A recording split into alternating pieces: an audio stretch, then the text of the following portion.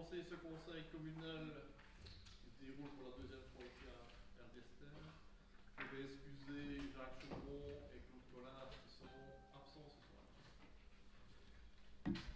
Alors, le point 1 de l'ordre du jour, c'est la vérification trimestrielle de la situation de 15. C'est une prise d'acte. Éric, je te passe la parole, mais je ne sais pas s'il y a grand-chose à dire. C'est juste pour que les conseillers découvrent les documents de la vérification des caisses que nous avons réalisé. Vous avez reçu avec l'état de la situation à différents moments et on a vérifié si ça correspondait bien à ce qu'il y avait. Voilà, c'est le rapport. Est-ce qu'il y a des questions à ce sujet-là? Des remarques? Non. Personne? C'est bien ok, donc c'est une prise d'acte, il n'y a pas de vote. Le point 2, c'est la première modification budgétaire 2020 de la commune. Je te passe la parole, Eric. Voilà, alors donc, nous avons dû effectuer toute une série de modifications du budget. Alors, en relever quelques-unes, mais pour le résultat de l'exercice propre, après modification budgétaire, nous avons un boni de 12 619 €. Et pour l'exercice propre, et avec les exercices antérieurs, donc au général, un boni de 594 482 €. Alors, en parcourant un peu, on peut voir qu'il y a par exemple une augmentation de 26 500 € au poste pour études et frais d'honoraires, parce qu'on a inclus dedans le guide, le travail pour le guide communal d'urbanisme, dont on a parlé ici, plus 26 500 €, mais en recette, nous avons 16 000 € de subsides. Pour la zone de secours, il y a une nette diminution de 58 894 € qui correspond à une prise en charge des dépenses par la province. Au niveau des voiries, une augmentation de 10 000 €. Au niveau de voiries forestières, une augmentation de dépenses de 10 000 €. Nous avons inscrit une augmentation de cotisation pour VEDIA. Ça ne veut pas dire que c'est accepté, ça veut dire que c'est budgétisé, donc au cas où c'est prévu. Alors, gros poste, c'est les dépenses liées au Covid. On a mis un montant de 60 000 € de dépenses. Il faut savoir que jusqu'à présent, et c'est un point un peu plus loin qu'on aura à traiter, c'est qu'on a eu des dépenses pour 45 790 € jusqu'à présent, mais on met 60 000 € puisqu'il faut comprendre aussi jusqu'à la fin de l'année. Et en parenthèse, on a eu des recettes pour 33 829 €. Et alors aussi, comme poste à souligner, c'est le report du passage de la MCAE à la crèche qui provoque des modifications, notamment de subsides. Pour ce qui est de l'extraordinaire, alors il y a des augmentations de dépenses de 171 391 €. Alors, c'est des adaptations de montants de postes qui étaient inscrits déjà au budget initial et aux exercices antérieurs, avec quand même l'ajout de 4 postes pour une maintenance extraordinaire des bâtiments pour le local scout de sa station, achat de machines et matériel d'équipement parce qu'il faut remplacer la station de pompage pour l'atelier rural, c'est-à-dire qu'on fait le plein d'essence là à l'atelier rural pour remplir les véhicules. Il faut le remplacer. Et puis des équipements pour bâtiments scolaires et aussi pour matériel de sport pour les écoles. Voilà pour l'extraordinaire. Maintenant, ce montant-là, c'est ce qui a été adopté au collège communal avant d'annoncer au conseil communal ce montant-là. Donc, je rappelle, pour l'ordinaire un excédent de 12 619 € à l'exercice propre et pour le global un boni de 594 482. Entre-temps, nous avons reçu un courrier du SPW intérieur qui nous annonçait qu'il modifiait le fonds des communes. En fait, il diminuait le fonds des communes globalement de 8 437 000 €, mais il créait une enveloppe exceptionnelle du même montant pour redistribuer aux communes dans le cadre de la crise liée au Covid-19. Seulement, la clé de répartition n'est pas la même que pour le fonds des communes. Et pour notre commune, ça correspond en réalité à une diminution de 15 300 €. À cela, il faut ajouter le montant de recettes de ce qui est redistribué, c'est 8 277 €. Alors, il faut aussi modifier, puisque dans ce courrier, il donne des informations à propos du PRI, puisqu'il y a une intervention au niveau du PRI pour compenser certaines ristournes que la Wallonie octroie à certaines personnes, et aussi une adaptation du plan Marshall lié au Covid-19. Quand on fait intervenir tous ces éléments-là, ben, en réalité, au total, on n'a plus 12 619 € comme boni à l'exercice propre, mais on n'a plus que 6 483 €. Parce qu'on a quand même une grosse moins-value au niveau du fonds de commun.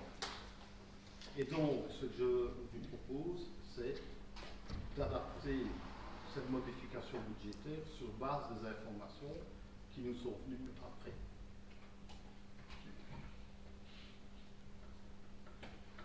Voilà, je ne sais pas si vous avez des questions.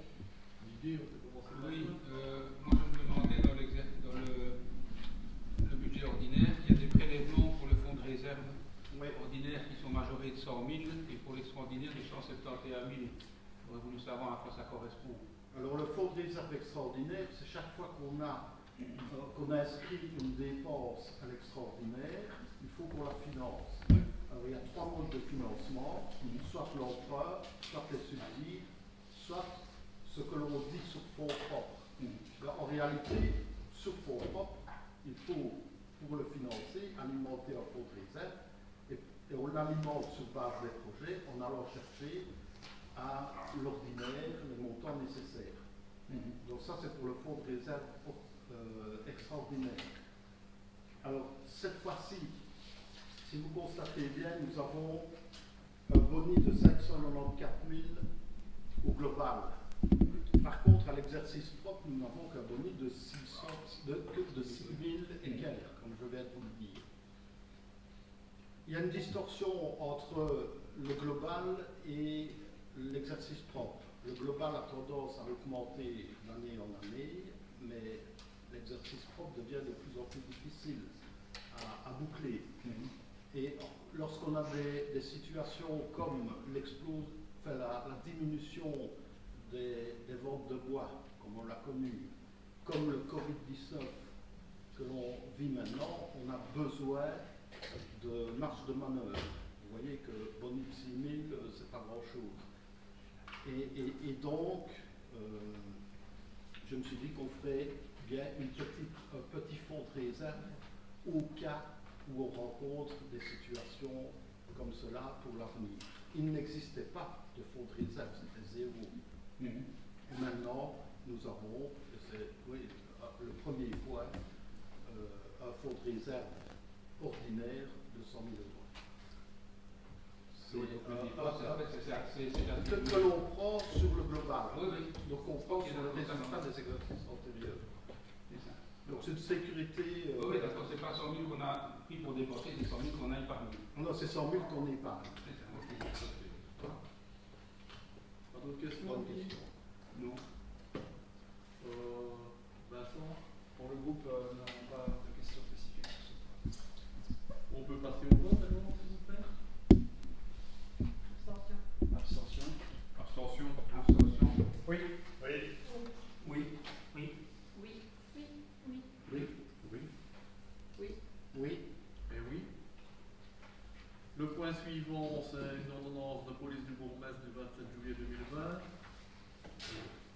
rendant obligatoire le port du masque dans certains endroits du territoire communal pour raison de salubrité publique durant la pandémie Covid-19.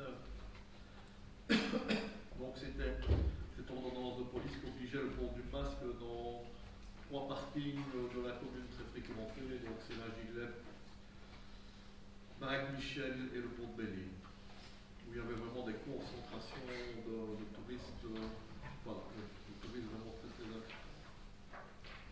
Voilà.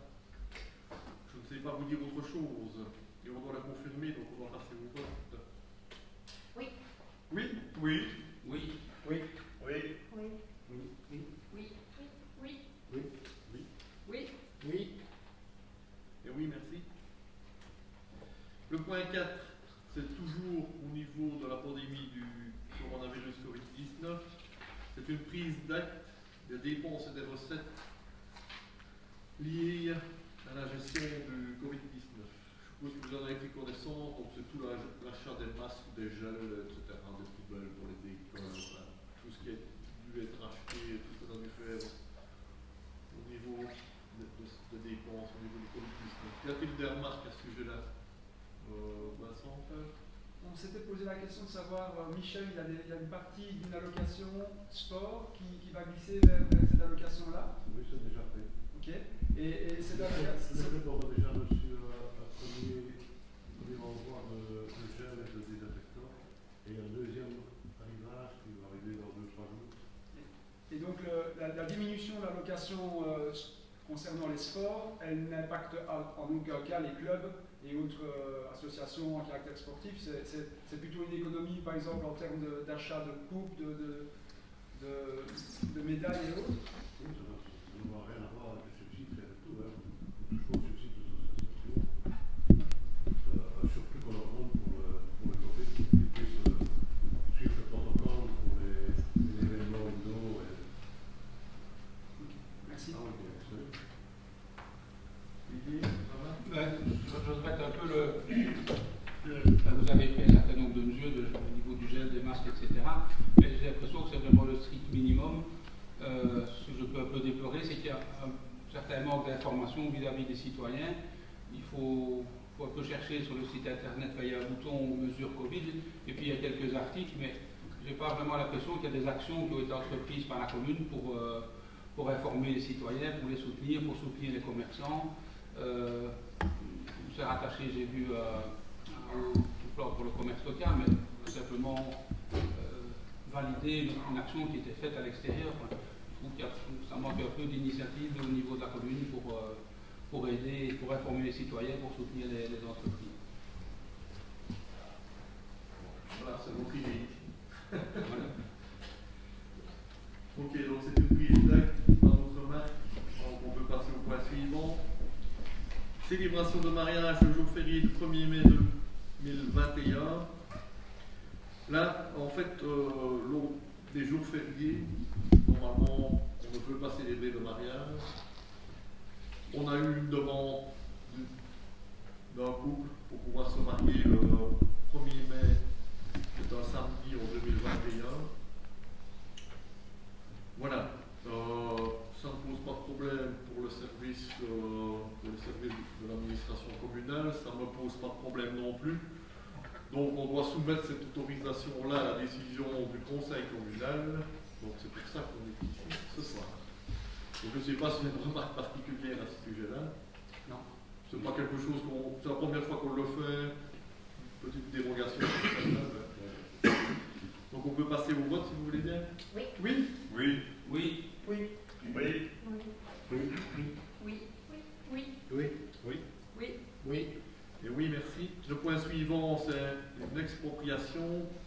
Voilà, je vais laisser la parole à Marc, parce qu'on est ici à RST, on passe ici, mais le dossier n'est pas encore terminé. Oui, bien que je regrette de devoir encore passer ce point-ci au conseil communal. Ça aurait été tellement plus simple si on avait pu le voir. Donc, comme vous le savez, il y a un projet de rénovation de la voirie du chemin de Louba. C'est une voirie qui va être rénovée. On va placer un égouttage. Comme on place un égouttage, on a dû faire une demande de permis d'urbanisme. Comme on fait une demande de permis d'urbanisme, il y a des avis qui sont demandés à différents services, notamment le service de secours, qui ont exigé On passe en demi-tour, ce qui est une excellente chose, puisque c'est une voirie très étroite. Il fait très difficile de faire demi-tour. Donc, pour pouvoir faire ce demi-tour, on a dû demander un plan au bureau d'études qui a prévu un demi-tour à l'endroit le plus important. Il se fait malheureusement que le propriétaire, un des copropriétaires est contre cette expropriation. Malgré plusieurs demandes, malgré une rencontre qui a été organisée à Liège il y a un an et demi, pratiquement, on n'a pas eu son accord. Donc, suite à toutes les formalités administratives qui ont été faites, ils avaient jusqu'au 20 août pour pouvoir nous donner une réponse, un avis. Ils se sont tus dans toutes les langues. C'est pour ça qu'aujourd'hui, nous vous demandons l'autorisation d'ester en justice pour pouvoir faire l'expropriation judiciaire. L'expropriation représente combien de mètres carrés? Au maximum de 50, 30, 32 mètres carrés, je crois, l'expropriation. Voilà, donc on perd beaucoup de temps, ça fait des années qu'elle devrait être terminée, mais voilà. c'est quelque chose, c'est une problématique qui va coûter extrêmement cher à la commune, parce que les travaux ont pu être réalisés depuis longtemps sans devoir traiter les terres polluées. Ce qui va encore amener un sou.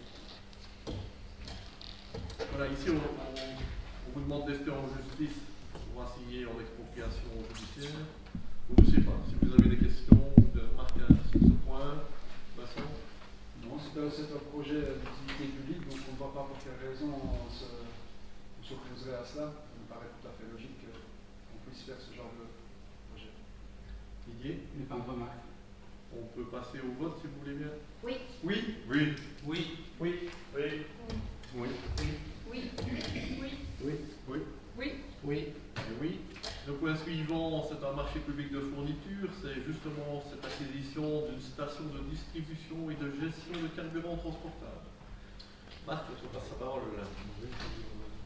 Le citerne Amazon qui a été utilisé au service des travaux pour un certain âge, pour ne pas dire un âge certain, il convient de les remplacer pour éviter les pollutions.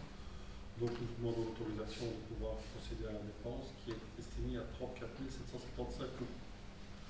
Donc c'est des citernes Amazon avec un compartiment pour ajouter de la blouse. Et le déclassement des anciennes citernes est compris dans le prix. Tout à fait. En neuf. Des remarques, Vincent? Non. Didier? Ok, on peut passer au vote? Oui. Oui. Oui. Oui. Oui. Oui. Oui. Oui. Oui. Oui. Oui. Oui. Oui. Oui. Oui. Et oui, merci. Le point suivant, c'est le remplacement de l'éclairage public. Et c'est une décision de passer un marché public avec l'intercommunal Reza. Marc, je te repasse la parole. Donc, on vient de remplacer l'éclairage public pour plusieurs raisons. La première raison, c'est que les lampes qui sont utilisées dans notre éclairage public ne sont plus produites par la firme qui les produisait. Que par ailleurs, il est possible de réaliser des économies d'énergie en passant à un éclairage LED. Que ça fait partie de nos intentions d'essayer de diminuer au maximum la consommation d'énergie. On a été contacté par Reza qui nous a proposé un plan pour remplacer l'éclairage en 3 phases. La première phase concerne le remplacement de pratiquement tout l'éclairage sur l'ancienne commune de Jalais, sur une partie de Tiège, notamment les Bançons, le pont Colleur, la rue de la Bourg notamment. Le montant total des travaux pour cette année s'élève à 236 078 €. Donc 42 000 € sont à charge de la commune. Si vous vous rappelez, l'intervention communale est inversement proportionnelle à l'économie d'énergie. Donc, comme ici, on va remplacer dans un premier temps des lampes qui ont une consommation, on va dire, raisonnable. On va payer beaucoup moins pour que l'amortissement de l'investissement se fasse sur une période de 8 ans. Quand on va remplacer les lampes sodium haute pression, l'investissement communal sera plus conséquent parce que l'économie d'énergie sera nettement plus conséquente aussi. Les phases sont 2020, 2021 et 2020. Y a-t-il des remarques, Didier? Mais c'est une question, je ne connais pas bien le système d'éclairage, ça appartient à la commune et c'est placé par RESA ou c'est appartient à RESA, c'est payé par la commune? Le système d'éclairage appartient à la commune.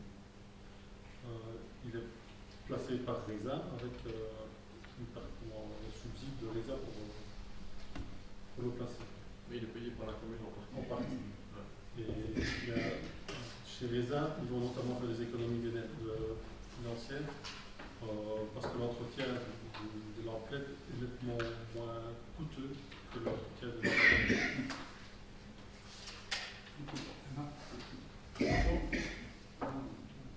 Pour choisir ensemble, c'est une bonne chose qu'on remplace l'éclairage par un éclairage de meilleure qualité. On a pu s'apercevoir à certains endroits où on les avait déjà remplacés, la luminosité supplémentaire en termes de lumen, et clairement ça amène une sécurité accrue pour les utilisateurs. Donc c'est une bonne chose pour notre commune, je pense. Vous pensez? Oui. Eh ben, ok. On peut passer au vote si vous voulez bien. Oui. Oui. Oui. Oui. Oui. Oui. Oui. Oui. Oui. Oui. Oui. Oui. Oui. Et oui. Le point suivant, c'est un autre marché public de services. C'est une mise à disposition d'une solution de gestion des ressources humaines, donc communément appelé GRH. Donc c'est un logiciel pour le service GRH de la commune. Et là, on vous demande de pouvoir éventuellement à travers la centrale d'achat IMIO, si les conditions sont favorables, pouvoir passer un marché avec eux. Mais si les conditions ne sont pas avantageuses, évidemment, on ne passera pas via IMIO. Mais on est obligé de passer pour le conseil communal pour pouvoir avoir une offre de prix, sinon on n'a pas. Donc voilà, je ne sais pas vous dire autre chose, je ne sais pas si vous avez des questions, Didier. Non. Quant au logiciel, IMIO, il va également alors prendre en compte les badges, donc les enregistrements, les entrées, les sorties du personnel. Il va avoir un comptage spécifique par rapport aux personnes qui rentrent à l'administration pour calculer les jours de congé, les récup, les heures sup, des choses comme ça. Il va pouvoir gérer il pourrait le faire, mais disons que dans les options, on ne choisira peut-être pas le système pointeuse, on va le dire comme ça, parce que jusqu'à présent on ne l'a pas fait. Mais il va gérer toutes les fiches de paye, etc., qui vont se faire de façon électronique maintenant, qui vont être obligatoires. Hein. Donc on ne devra plus générer les papiers, qui seront envoyés de façon électronique, etc. Et il y a différentes options qu'on peut activer à certains moments. Mais je veux dire que le système pointage, on ne l'a jamais fait ici à la commune, donc ce n'est pas prévu pour l'instant. En revanche, d'envoyer les fiches de paie par voie électronique et non plus par courrier, nous pensons que c'est forcément une bonne attitude. Et c'est obligatoire en plus, ça va devenir obligatoire, carrément. Que ce soit envoyé par courrier électronique, parce que jusqu'à oui, mais pas encore maintenant, mais ça va le devenir, donc c'est pour ça qu'il faut passer les marchés. Nous pensons que c'est une bonne chose. Ouais. Voilà, pas d'autres idées, remarques? Non. On peut passer au vote, s'il vous plaît? Oui. Oui. Oui. Oui. Oui. Oui. Oui. Oui. Oui. Oui. Oui. Oui. Oui. Et oui, merci. Le point suivant, c'est l'agence immobilière sociale, l'AIS, aux Ardennes. C'est une modification des statuts et c'est une approbation. Et je passe la parole à Noël, la présidente de l'AIS. Je pense que quelques précisions sont nécessaires pour comprendre pourquoi on passe d'abord on a inscrit ce point à l'ordre du jour, vu que ce n'est pas une obligation, mais plutôt dévolu aux intercommunales. Mais certains administrateurs de communes partenaires l'ont souhaité. Donc le collège communal de Chalais a choisi de les présenter également aux conseillers. Il faut savoir que le conseil à mandat posé présente pour prendre des décisions au sein de l'AIS. Et petite précision, j'ai succédé à Damien Desjardins à sa présidence, lui qui était à l'initiative de sa création. Pour ceux qui s'en souviennent, l'AIS, l'Agence immobilière sociale, a représenté pour la commune de Jalais une alternative à la construction de logements sociaux de public avenue Fontaine il y a quelques années. Donc sur 10 ans, l'AIS a en gestion 170 logements confiés par des propriétaires privés au public sur les 7 communes de l'arrondissement qui sont partenaires, à savoir Spa, Malmedy, Trois-Ponts, Tableau, Liernu, Gouenne et Jalais. Près de la moitié de ces logements sociaux se trouvent sur la commune de Spa. Et à mon arrivée, la première mission a été de mettre ces statuts en conformité. Et il faut savoir que les statuts, ça fait 1 an que l'on est dessus, qu'il y a eu un travail conséquent qui a été fait, et pas dans un coin, et pas sans difficulté, mais avec l'assistance d'un bureau d'avocats. À titre personnel, j'espère que l'Assemblée générale qui se réunira fin septembre pourra enfin les approuver une bonne fois pour toutes, parce qu'on a perdu un temps précieux et qu'il y a des décisions essentielles et des décisions qui doivent être prises à l'AIS. Il faut savoir qu'actuellement, il y a 5 personnes qui y travaillent et accomplissent leur mission dans un logement du foyer Malmedy. Donc c'est un logement, une chambre, dont la configuration des lieux empêche de travailler dans de bonnes conditions.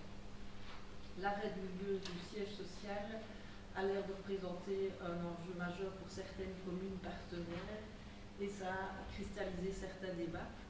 Donc, pour vraiment mener à bien tous ces objectifs-là, je crois qu'il est important que certains intérêts locaux passent, je vais dire, au second plan et que ceux de l'AIS soient enfin rencontrés. Et c'est pour ça que j'espère que les communes partenaires, les représentants de CPS et communes, les approuveront lors de la prochaine Assemblée générale. Et donc, je vous propose de les approuver également. Y a-t-il des questions sur ces statuts? Nous, on se posait la question de savoir, par exemple, quelle était la participation de Jalais dans cette AIS. Par rapport à, on sent qu'il y a comme un clivage entre certaines communes, quelque chose de tension qui serait généré par peut-être une histoire de. C'est exactement ça, en fait. La création est issue d'une collaboration de plusieurs administrateurs qui étaient issus du foyer Malmedy et la commune de Malmedy, je vais dire, souhaite réellement garder le siège social sur sa commune. Donc au départ, savoir qu'il y avait la moitié des logements qui se situaient sur Spa, il était clair que ça paraissait cohérent. Maintenant, il y a 7 communes qui doivent s'entendre, mais on ne peut pas continuer à travailler dans l'arrière-boutique du foyer Malmedy.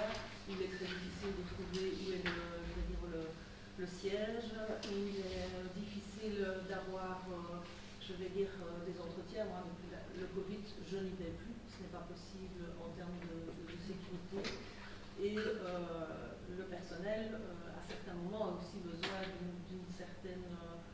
d'un certain confort, et ce n'est pas en étant entassés les uns sur les autres que l'on pourra y arriver. Donc, moi, je suis ouverte à toute proposition pour trouver une solution, mais ça fait des années que cette situation-là continue. Et vous avez déjà envisagé une autre localisation, peu importe la commune, il y a eu plusieurs visites. Il y en avait une notamment sur Spa, mais il y avait des frères auprès de certains membres déjà à une certaine époque plus lointaine. Et j'avais voulu proposer au mois de mars une possibilité de louer sur Malmedy, mais le Covid s'habitant, ça a été reloué depuis lors. Mais on a actuellement les liquidités que pour pouvoir acquérir un bureau, même avec des logements que l'on peut prendre en location. Mais pour ce faire, il faut d'abord commencer par le début et avoir une assemblée générale qui fonctionne, des statuts en ordre, des administrateurs qui peuvent être installés, ce qui n'est toujours pas le cas après un an. Donc d'une part, une plus grande transparence, puisque ça passe en conseil communal, donc on peut peut-être en tout cas se dire qu'il y a peut-être une plus grande transparence. Et puis Covid oblige, on imagine bien qu'un seul bureau pour 5 personnes, ça nous semble un petit peu exigu. Maintenant, voilà. C'est compliqué. Je pense que si vous prenez 5 personnes que vous mettez dans un bocal, il n'y a rien à faire. Il y a des, je veux dire, on n'a pas tous la même mentalité, on n'a pas tous les mêmes affinités. Et la crise Covid n'a rien arrangé. Le télétravail a pu se faire. Et donc là, il est primordial de pouvoir améliorer, si on veut aussi continuer à augmenter en termes de nombre de logements. Parce que justement, le parc immobilier, c'est un grand parc immobilier apparemment, et on se rend compte du succès de ces agences immobilières sociales. Elles ont une véritable vocation. Dès lors, il nous semblerait logique que les gens qui travaillent soient dans les meilleures conditions pour pouvoir développer un bon boulot, quoi. Voilà, parce qu'il y a besoin. Je travaille depuis 2 ans, et ça ne tenait qu'à moi, je faisais déjà beaucoup de boulot. Si je peux juste intervenir, j'ai un curieux sentiment. C'est-à-dire que j'ai l'impression qu'il y a autre chose, il y a un problème de personne derrière. Je suis pas, nous, quand on a lu le sujet, on s'est dit, mais c'est quoi le problème en fait? Là, on sait bien qu'il y a quelque chose, on dit, bon, il n'a pas été mis au huis clos, donc on ne peut pas non plus, on va citer personne, mais on s'est quand même posé la question de se dire, mais qu'est-ce qui se passe? Parce que, bon, si simplement il y a une histoire d'un local qui est trop petit pour mettre 5 personnes, je crois quand même que les gens normaux sont capables de se mettre autour d'une table et de se dire si nous trouvions un espace plus efficace. Alors, première chose. Deuxième chose, je me dis, il y a l'historique du foyer malmédien avec très certainement la ville de Malmedy et ses représentants qui, j'imagine, veulent garder la main sur un outil qu'ils ont mis en place à la base et qu'ils ont très certainement élargi à d'autres communes par après et que nous, on a très certainement rejoint par après. Maintenant, on s'était posé la question, comme Vincent vient de le dire, on s'était dit, tiens, mais est-ce que c'est une ASBL dans laquelle il y a des membres, quelle que soit la participation financière de chacune des communes, ou bien est-ce que c'est une ASBL dans laquelle il y aurait des parts, et que Malmedy aurait plus de parts que les autres, etc., par rapport à cette problématique. Mais on ne peut quand même pas s'empêcher de se dire, et on ne sait quoi qu'il va en être. Donc, quel est le problème? Je ne demande pas la réponse ici, bien entendu. Mais je me dis, bon, non, évidemment, il y a la situation du Covid, mais bon, on parle d'AIS. Moi, j'ai rendu visite à une AIS à Bruxelles où il y avait 10 personnes qui travaillaient dans un espace qui n'était pas gigantesque et où ça me donnait l'impression d'être assez harmonieux au niveau du travail et assez efficace. Donc, je me dis, s'il y a vraiment des problèmes de personnes et de représentation, est-ce qu'il n'y a pas moyen qu'à un moment donné, les représentants de chacune des communes, mais qui ne soient pas nécessairement les représentants à l'AIS, puissent se rencontrer et crever l'abcès, si abcès il y a. Voilà. Mais je le dis en toute naïveté, parce que c'est un peu la réception du sujet tel qu'on l'a eu. Alors, vous voyez, je suis un peu de voltige, je dis ça n'a rien dit. Pour le plan. Après, non, je n'ai pas les réponses. Je me suis penchée sur les PV de réunion d'Assemblée Générale. Il y en avait une par an, en moyenne, qui ne m'ont pas donné tous les éléments, et même le coordinateur en place ne les connaît pas. Ah oui. Donc, on s'est un petit peu cassé les dents pour essayer de comprendre. Il est clair qu'à Malmedy, il souhaite créer un pôle du logement, reprenant le foyer malmédien, les chemins du logement ainsi que l'AIS.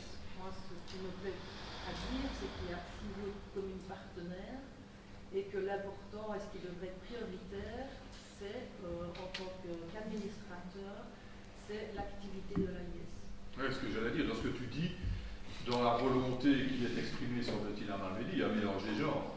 À partir de l'instant où on va mettre tout ce qui concerne le logement dans une même structure, il y a un risque qu'il y ait l'interpénétration des services les uns dans les autres, quoi. Ce qui ne va pas correspondre aux intérêts des autres communes liées à l'AIS.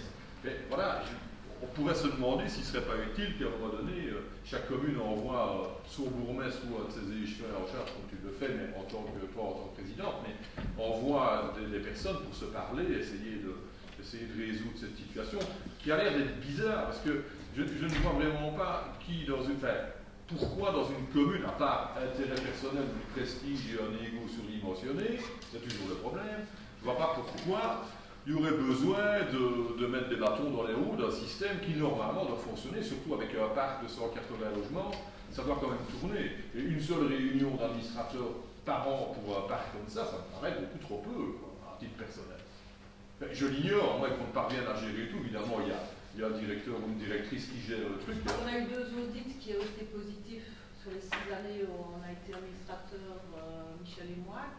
Nous avions un comité directeur qui avait l'air de fonctionner. Voilà, qui fonctionne, Et voilà, puis c'est pour déjà le très reste, bien. on découvre petit à petit et on se rend compte aussi de certaines difficultés que l'on ne connaissait pas. Ben oui, c'est ça. Donc, je crois que l'AIS a très vite grandi et que maintenant elle est arrivée à un moment charnière où il faut lui donner les moyens de consolider ce qu'elle a actuellement, parce que c'est très facile de prendre beaucoup de logements en gestion mais qui peut-être ne répond pas à certaines normes ou sont énergivores, et puis après on va les gérer 10 ans après, où on se rend compte que les conventions ont été passées, on aurait dû penser à ça, à ça, à ça.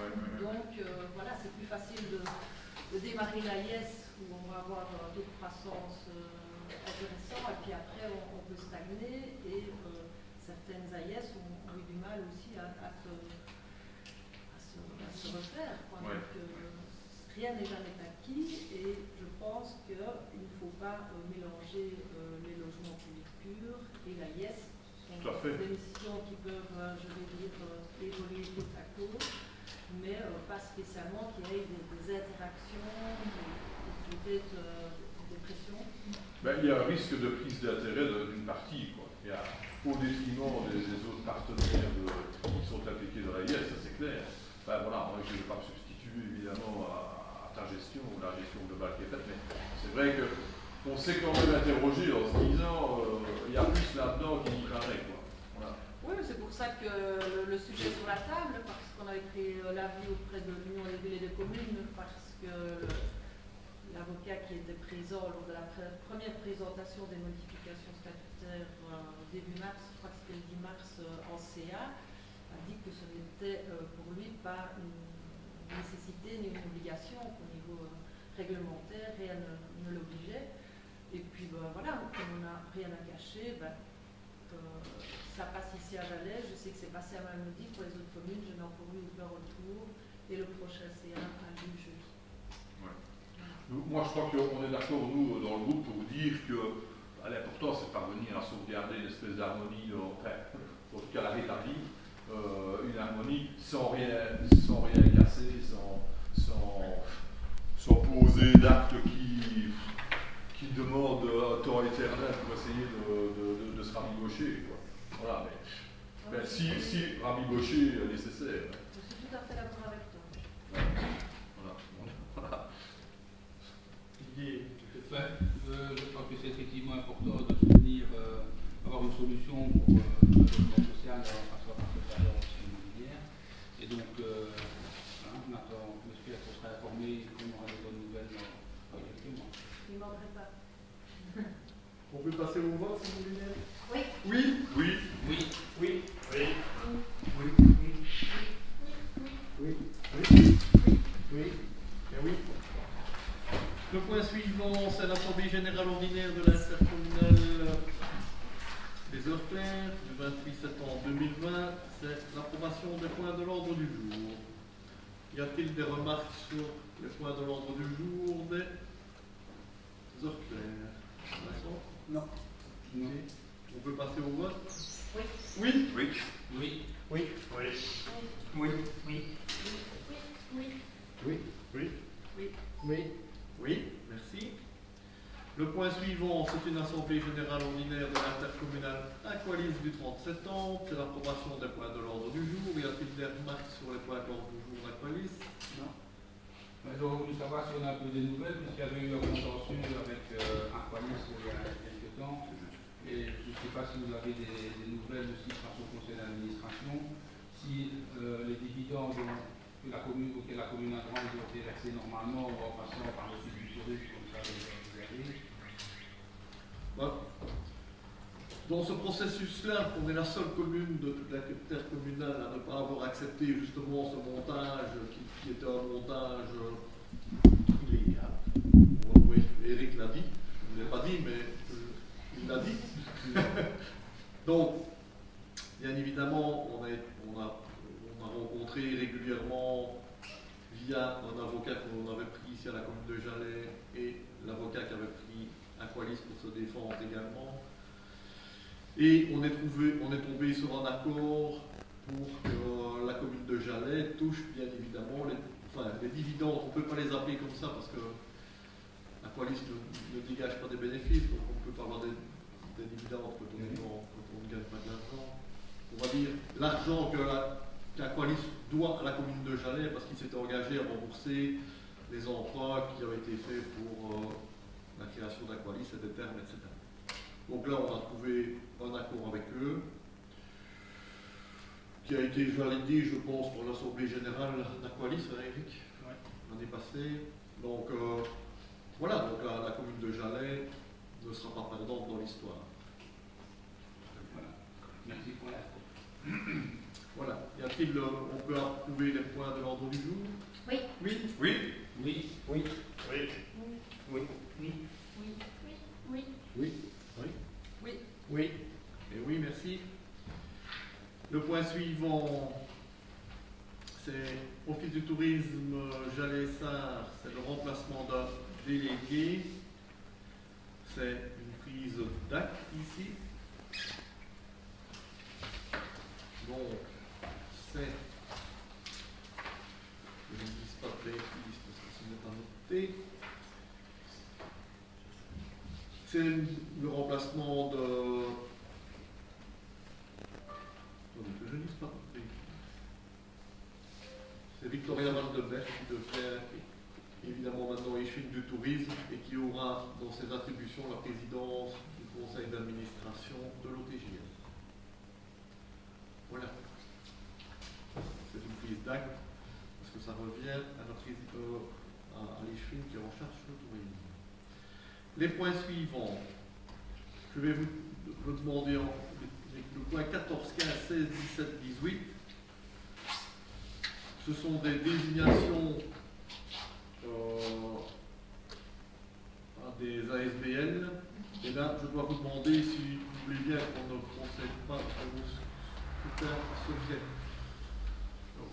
Ça ira pour vous? Oui. Ça va, merci. Donc le point 14, c'est la SBL Comité culturel de Sars-Jalais, c'est désignation d'une nouvelle déléguée à l'Assemblée Générale et au Conseil d'administration. C'est une décision donc on va quand même devoir voter tous ensemble et c'est Victoria Van de Berg qui est désignée en qualité de déléguée de la commune, de l'Assemblée Générale et au Conseil d'administration du Comité culturel de Sars-Jalais. Est-ce qu'on peut voter? Oui. Oui. Oui. Oui. Oui. Oui. Oui. Oui. Oui. Oui. Oui. Et oui, merci. Le point suivant, c'est la SBL Commission de gestion du parc naturel Haute-Rhine-Eiffel. C'est là aussi le remplacement de Suzanne Connings par Victoria Van de Berg. Je ne sais pas si vous avez des remarques à tous ces sujets-là. Et peut-on voter, s'il vous plaît? Oui. Oui. Oui. Oui. Oui. Oui. Oui, pardon. Oui. Oui. Oui. Oui. Et oui. Le point suivant, c'est la même chose par l'association de gestion du complexe touristique de la Gillette et environ. C'est le remplacement de Suzanne Connings par Madame Victoria Van de Berg. Oui. Oui. Oui. Oui. Oui.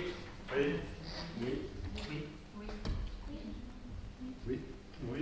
Oui. Oui. Et oui. On va passer le 14. Non, le 14. Ah oui, j'ai oublié le 15, pardon. La SBL Centre culturel de Spa Jalais-Toumont. C'est la même chose, ce sera la même chose à chaque fois. Oui. Oui. Oui. Oui. Oui. Oui. Oui. Oui. Oui. Oui. Oui. Et oui, merci. Et le dernier, c'est la SBL Fédération du tourisme de la province de Liège. C'est encore de nouveau la même chose, pardon. Oui. Oui. Oui. Oui. Oui. Oui. Oui. Oui. Oui. Oui. Oui. Et oui, merci. Le point suivant, c'est le réseau lecture publique de Jalais. C'est une convention de mise à disposition d'une collection à finalité encyclopédique assurée par l'opérateur réseau Verdier-Toi. Donc ça, Victoria, je te passe la parole. oui, donc c'est le renouvellement d'une convention par le renouvellement de leur plan quinquennal. Donc voilà, on réitère cette convention qui est déjà d'application pour le moment. Et donc on a à disposition, je vais dire, une collection à finalité encyclopédique qui est mise donc à disposition par l'opérateur Verdier-Toi dans le cadre de prêts à sa bibliothèque. Donc voilà. As-t-il des questions? Vincent, Didier? Non. On peut passer au vote? Oui. Oui. Oui. Oui. Oui. Oui. Oui. Oui. Oui. Oui. Oui. Oui. Et oui, merci. Le point suivant, c'est un règlement complémentaire de circulation portant sur la modification de l'agglomération de Fouilly. Je passe la parole à Michel Parot. Voilà, le premier règlement complémentaire concerne l'agglomération de Fouilly, c'est-à-dire qu'on avance de plus ou moins 150 mètres l'agglomération de Fouilly en hauteur du lieu de la Chapelle, étant donné qu'on incorpore dedans maintenant des nouvelles habitations qui n'étaient pas là il y a 15 ans. Donc voilà, c'est simplement pour avoir accord de modifier l'agglomération. Y a-t-il des questions? Didier? Vincent, on peut passer au vote, s'il vous plaît? Oui. Oui. Oui. Oui. Oui. Oui. Oui. Oui. Oui. Oui. Oui. Oui. Oui. Et oui, merci. Le point suivant, c'est encore un règlement complémentaire de circulation portant sur la modification de l'agglomération d'Arbespine. Michel, je te repasse la parole. Oui, même chose à Arbespine, c'est-à-dire que l'entrée de l'agglomération se situait vraiment au centre vraiment dans le centre d'Arbespine. Ici, on avance un peu plus de 200 mètres pour comprendre dedans aussi les nouvelles habitations qui ont été bâties à cet endroit. Y a-t-il des questions? Didier, Vincent? Non. On peut passer au vote, s'il vous plaît? Oui. Oui. Oui. Oui. Oui. Oui. Oui. Oui. Oui. Oui. Oui. Oui. Oui. Oui. Oui. Et oui, merci. Le point suivant, encore un règlement complémentaire de circulation, mais cette fois portant sur la limitation de vitesse à Solwaster. Limitation de vitesse à 30 km/h. Michel? Oui, donc c'est un règlement complémentaire qui met toute l'agglomération de Solwaster à 30 km/h. Vous allez me dire qu'elle y était déjà, mais elle y était de façon illégale, donc on a légalisé la situation. Et désormais, toute l'agglomération de Solwaster sera à 30 km/h. Ce sera une première en Wallonie, puisque aucun village en Wallonie aucune agglomération n'est à 30 km/h. Et pour petite anecdote, quand la personne du SPW est venue voir les différents règlements complémentaires, il m'a fait arrêter avec la voiture devant le panneau Solwaster avec le 30 à l'heure devant, en disant là il faut que je prenne une photo parce que c'est la première fois en ligne que je vois ça. C'est comme interdit de mettre des agglomérations. Et alors après on est allé dans le centre de Solwaster, où là on est en passement de stationnement. Et là, après 10 minutes de discussion, il nous a dit que pour une fois, ils allaient faire une dérogation, une exception, mais qu'ils allaient laisser toute l'agglomération de Solwaster, vu la description du village, vu la disposition des lieux, ils allaient laisser toute l'agglomération à 30 km. Donc maintenant, c'est officiel, c'est légalisé. Donc l'agglomération sera à 30 ans. Y a-t-il des questions? Okay. Question sur donc si je comprends bien, quand tu as une agglomération, ce n'est pas logique de mettre un panneau de 30 km/h sous une plaque d'agglomération. En revanche, ça me paraît tout à fait indiqué de mettre ce genre d'endroit en vitesse maximale à 30 km/h. Il nous semble que ça pourrait d'ailleurs peut-être faire l'office d'une réflexion pour peut-être l'instaurer dans d'autres quartiers qui pourraient être demandeurs, ou bien en tout cas susceptibles. Je pense par exemple ici au centre d'Herbiester, où certaines personnes verraient ça d'un bon oeil. Alors maintenant, je ne sais pas si réglementairement parlant, ce sont des choses qui sont possibles, mais je pense que beaucoup de personnes sont assez sensibles au fait que que l'on diminue la vitesse dans les villages.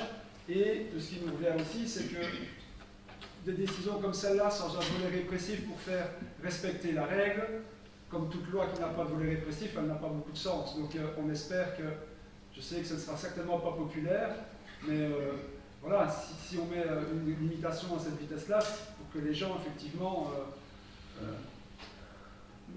je veux dire, adaptent leur vitesse à cet endroit-là.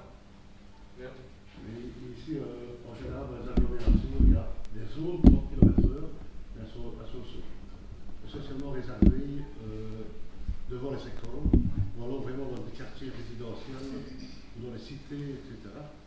Mais je doute fort, on peut faire amende, il n'y a aucun problème, hein, ça ne coûte rien de faire amende, mais je doute fort qu'il y ait plusieurs dérogations dans plusieurs agglomérations. L'idée, c'est la première fois en Wallonie qu'il y a une agglomération entièrement sera à 30 km/h. Moi, je veux bien faire un mort pour certains autres villages, mais je sais déjà bien si je dois demander un Biesler, je vais avoir les mentions, puis on va avoir Fouillir, puis on va avoir Charneux, et puis voilà. Peut-être parce qu'il y a une véritable demande, à mon avis, des villages pour que les vitesses. Ça ne coûte rien à demander, mais ça ne dit pas toute l'agglomération. Ah non, mais. Non, bien sûr. Pour mettre des zones frontalières, il faut certains aménagements, comme des plateaux, des entrées d'école, etc. Donc, voilà. Des voiries partagées. Et je reviendrai peut-être tout à l'heure là-dessus sur le point qui concerne le parking, mais il nous revient aussi qu'à Solwaster, la rue, que je l'appelle la rue centrale où il y a le magasin, ce n'est pas nécessairement adapté. Comment vais-je dire, au transport doux et aux usagers faibles, et cela mériterait, alors je sais bien que vous n'avez pas peut-être dire qu'on ne peut pas reculer les maisons, mais c'est un endroit qui est quand même assez sensible et qui comporte quand même certains risques, d'où pour nous l'ultra nécessité de faire passer cet endroit-là en 30 km/h. Parce que, oui, toute l'agglomération est à 30. C'est ce qu'on vient de dire. Et pour une fois, maintenant, où c'est légal, on va pouvoir intervenir avec la police, etc. Parce qu'avant, on a mis des panneaux 30 qui n'avaient pas de valeur légale. Qui n'avaient pas de valeur légale, donc ça ne servait à rien. Maintenant, on peut dire que Solwaster est presque un grand piétonnier. C'est pour ça que, d'ailleurs, la dame qui est venue sur place à Solwaster s'est rendue compte que Solwaster, c'était très compliqué. Il y avait des voitures dans tous les sens, il y a beaucoup de personnes, beaucoup de mouvements, des rues très étroites, donc c'est pour ça que c'est mis à 30 km/h. Mais je ne pense pas qu'on pourra prendre d'autres mesures peut-être ailleurs, mais des agglomérations entières comme ça, en 30 km/h, à mon avis, si c'est la première wallonne, on ne va pas multiplier ça dans toutes les communes du parti. Tout ça ne doit pas, on parle ici d'autres en point, parce que ça devra faire partie du plan communal de mobilité, je suppose, qui sera bientôt mis en œuvre. Le personnel est en formation, il était encore la semaine passée. On peut passer au vote si vous voulez bien? Oui. Oui. Oui. Oui. Oui. Oui. Oui. Oui. Bien oui, merci. C'est toujours à Solwaster, c'est toujours un règlement complémentaire de circulation, mais c'est une modification de l'agglomération. Oui, là, c'est tous les détails. Si on a fouillé la semaine, on recule d'une centaine de mètres l'agglomération de Solwaster. Donc, quel endroit en venant de Jalais, donc il était juste après le pont, elle sera 100 mètres après. En demande aussi du SPV. D'autres questions? Non? On peut passer au vote? Oui. Oui? Oui. Oui. Oui. Oui. Oui. Oui. Oui. Oui. Oui. Et oui, merci. Toujours à Solwaster, ici c'est le marquage d'emplacement de stationnement. Parce qu'en Verlan, Michel. Il s'agit des emplacements de stationnement, je crois que vous connaissez tous la place à Solwaster. Il y a un banc là, il y a toujours 4-5 voitures stationnées devant. Là, on a demandé l'autorisation pour pouvoir faire un marquage au sol avec des stries et délimiter un espace pour les piétons, délimiter le bord de la chaussée, afin de pouvoir avoir 4 ou 5, on va voir un petit peu d'après les dimensions, avoir 4-5 emplacements de stationnement réguliers à cet endroit. ce qui pourrait encore freiner un petit peu la vitesse des voitures, là, si tout ce marquage est bien réalisé. Alors, je vais rajouter qu'on a tiré le panneau excepté circulation locale pour descendre dans le parking de la salle de Solwaster. Et qu'on va annoncer également la distance à laquelle se trouve le parking et le nombre de places, parce qu'on remarque que les gens cherchent à se parquer et pourtant le panneau est bien là, mais les gens n'utilisent pas suffisamment le parking de la salle à Solwaster, qui est vraiment très bien, tout aménagé. Donc il va venir un grand panneau parking avec 28 places bien indiquées. Voilà, y a-t-il d'autres questions à ce sujet-là? Ne n'envisagez pas de faire des emplacements sur le parking parce que c'est parfois un peu anarchique. C'est fait. On est autant qu'on a plus de réunion, je sais là-bas, mais maintenant c'est fait. Vincent, question? Oui, donc il s'agit d'un sujet extrêmement sensible à Solwaster. Beaucoup de riverains sont fort intéressés par la circulation et le stationnement dans le village de Solwaster.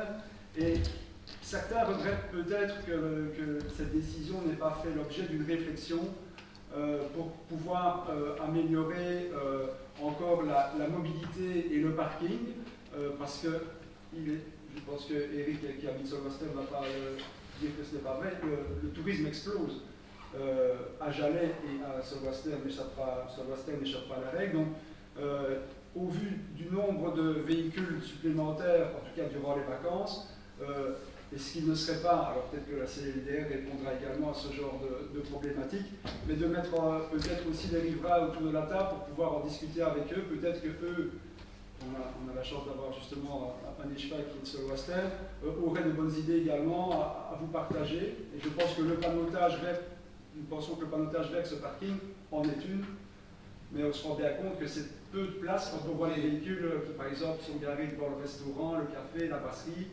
Voilà, ça peut être un problème. Il y a un véritable problème de stationnement sur la place du village, mais dire que les citoyens de Solwaster veulent des discussions pour savoir où on va mettre les emplacements, ce n'est pas les habitants de Solwaster, c'est un de Solwaster qui met sur Facebook: j'ai appris que le conseil communal va débattre des parkings et donc on ne peut plus demander l'avis, donc c'est eux qui a dit ça. Peut-être qu'il s'agit peut-être d'une seule personne, mais il me revient aussi que un précédent projet avait été recalé précédemment sous une mandature éloignée, alors je ne sais pas de qui il s'agissait à l'époque, mais il n'empêche qu'on ne peut pas nier le fait qu'il y ait une grande circulation dans Solwaster, surtout durant les vacances.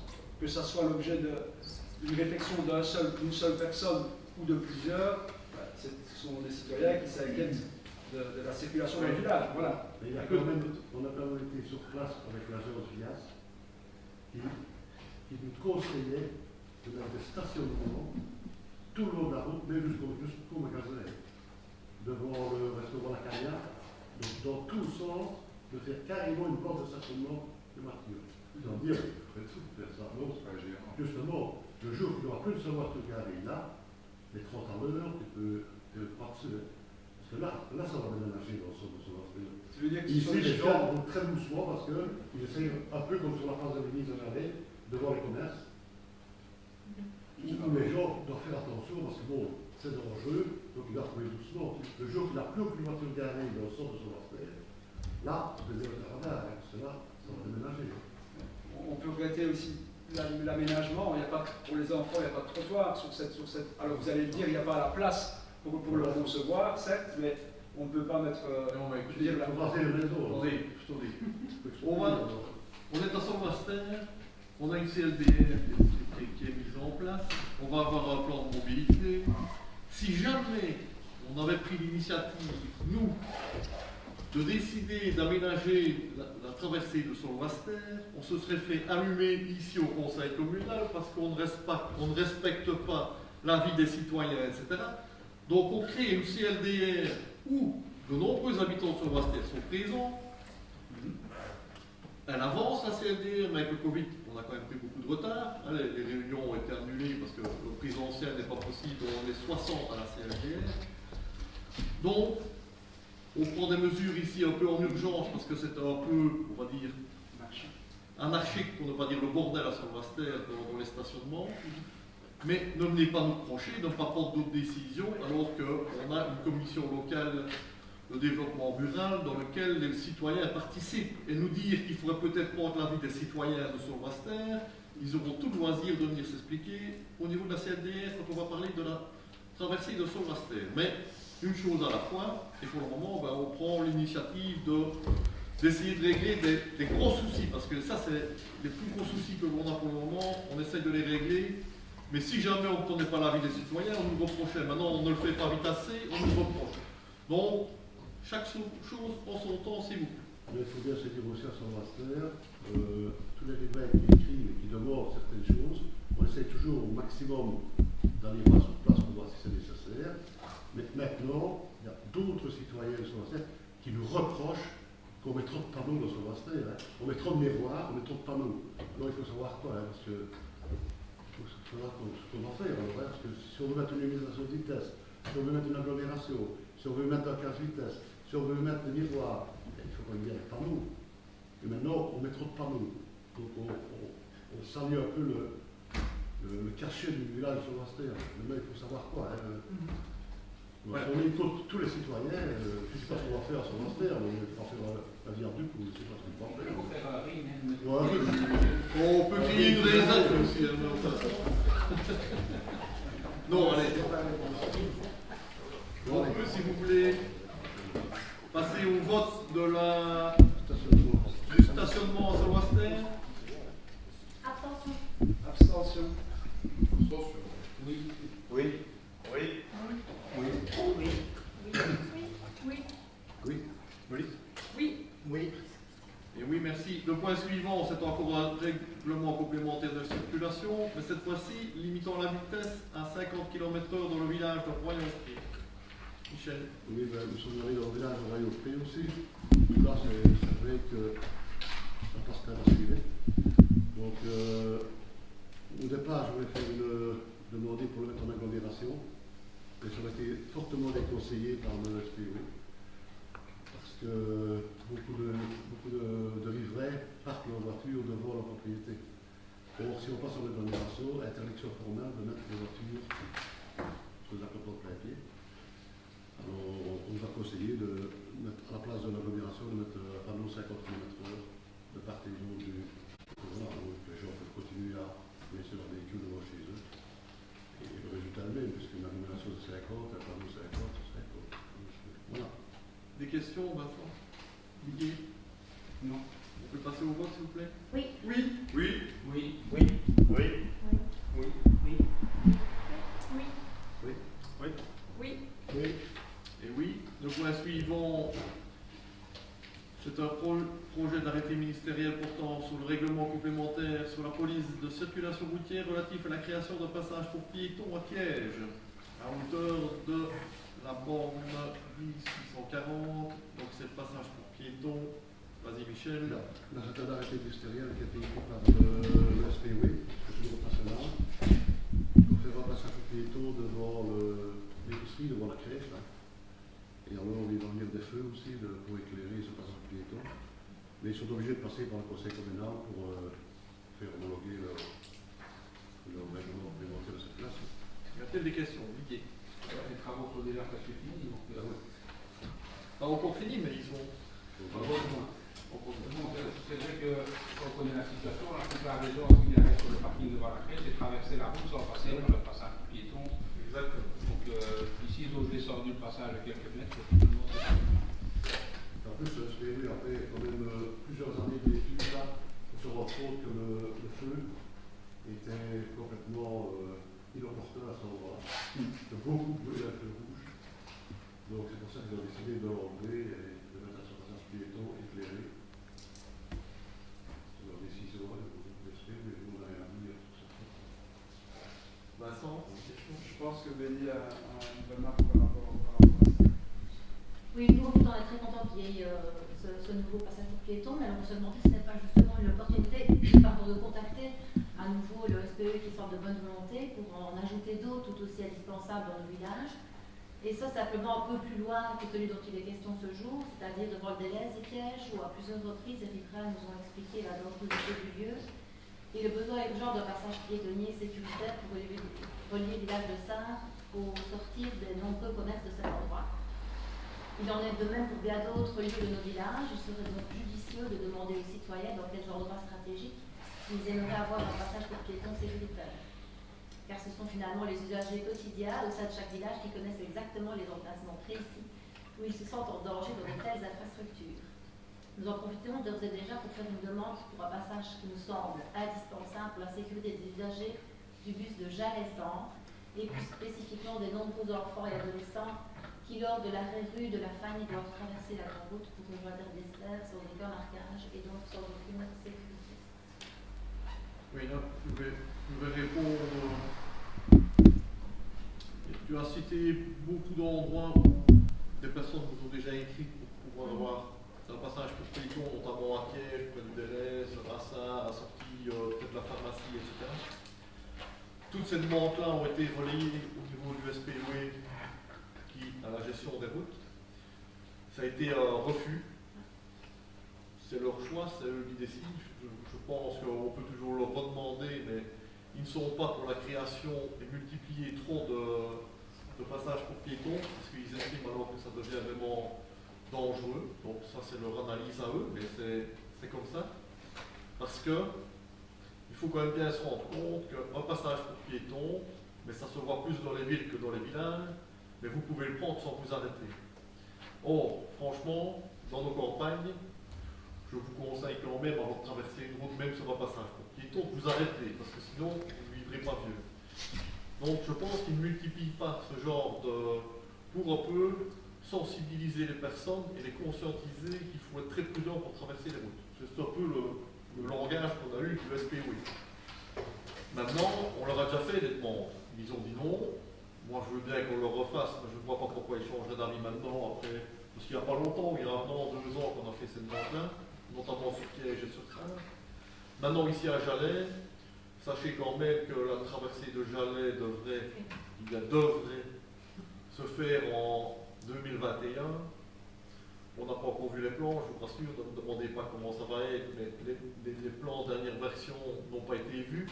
Mais on a rencontré par contre le SPE ici il n'y a pas très longtemps, on les avait déjà vus l'année passée, on vient de les revoir il n'y a pas très longtemps, parce qu'en fait, vous savez que depuis le nouveau gouvernement wallon, il y a maintenant une obligation, quand on fait des travaux d'aménagement dans les villages, de joindre des pistes cyclables, pas toujours des pistes cyclables, mais des pistes, on va dire, cyclo-piétonnes sécurisées.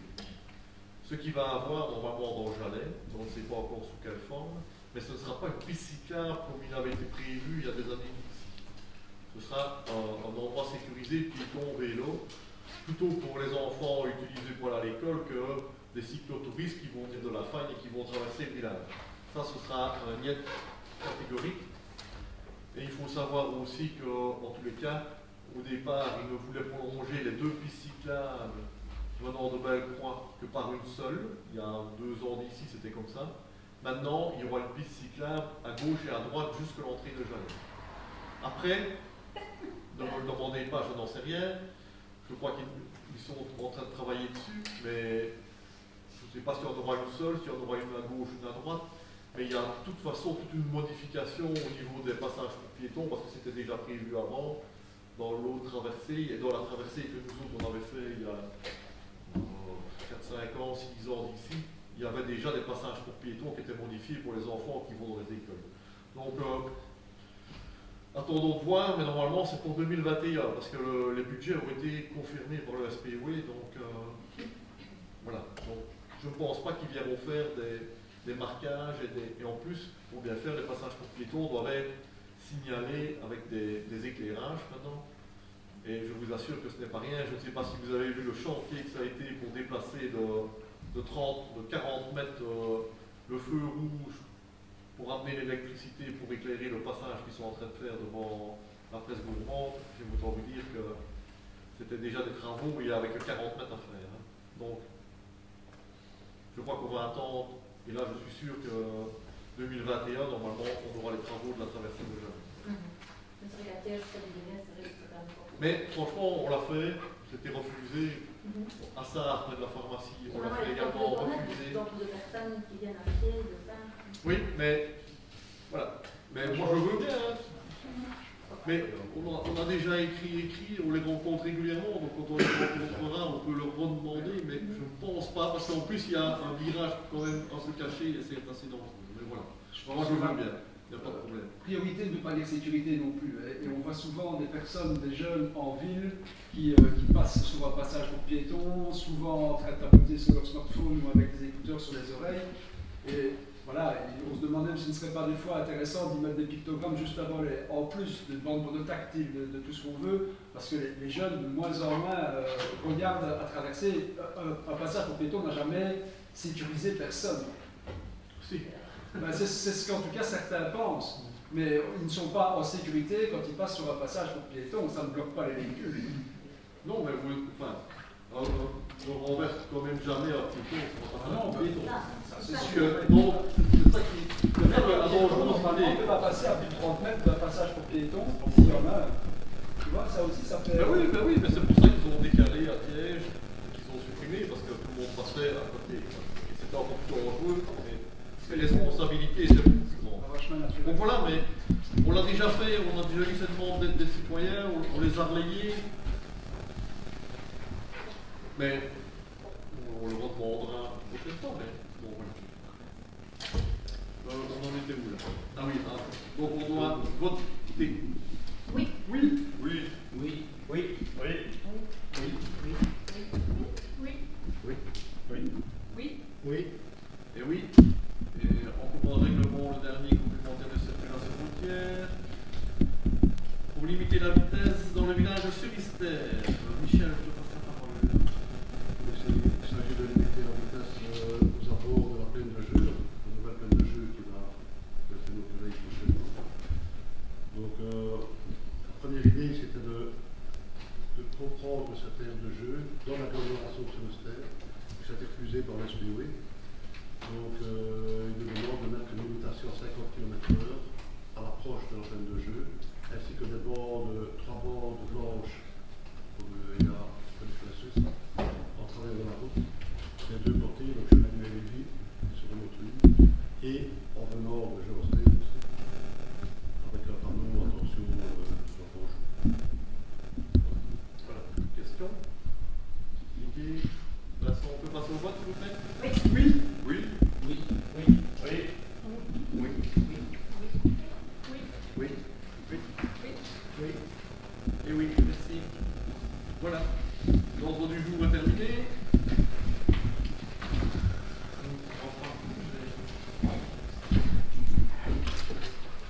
Je vérifie quand même les informations lourdes. Non, donc on peut passer directement au divers si vous voulez bien. Commence par Didier.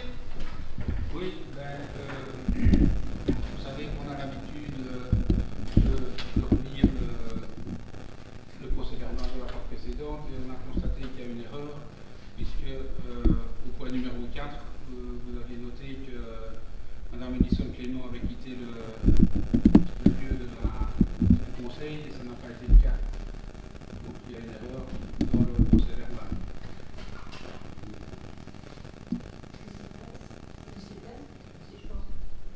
C'était pour le point numéro 4, on devait valider la démission de la conseillère. On va regarder, on va vérifier de suite. Ah non, et non, on n'a pas de connexion ici, on ne sait pas vérifier. Si, on devait acter la démission du conseil en relation sociale.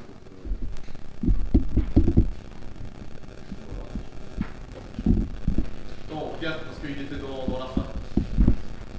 Je vais passer à Guy.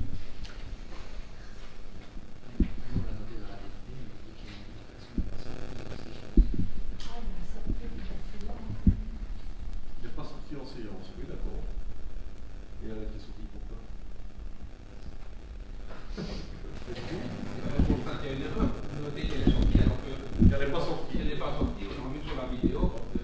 Non, elle n'est pas sortie. Donc, on va supprimer cette phrase-là pour du procès verbal. Mais je ne sais pas dans quel contexte elle serait sortie. Il y avait une raison pour qu'elle sorte, non?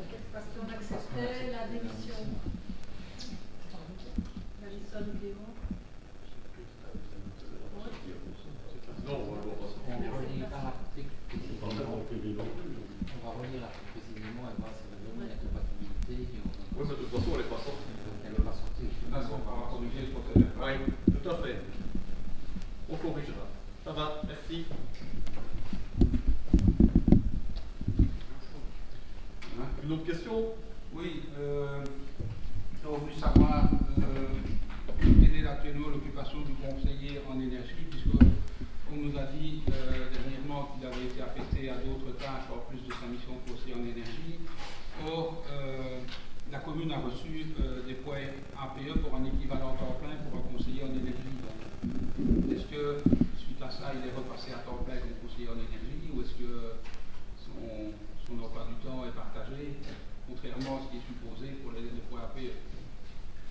Je peux vous dire en tout cas que le conseiller en énergie, vous voyez quand même bien de façon régulière tous ces rapports, toutes les réunions, toutes les disponibilités qu'il a pour accueillir les citoyens au niveau de la commune, etc. Donc je pense que son travail il est très bien fait, je crois que ça a toujours été souligné, et je pense que de toute façon ça continue dans la même voie. Comme vous voyez ici, les éclairages, notamment ce qui se passe aujourd'hui, ben, c'est encore de son initiative et ce sont ses dossiers. Donc,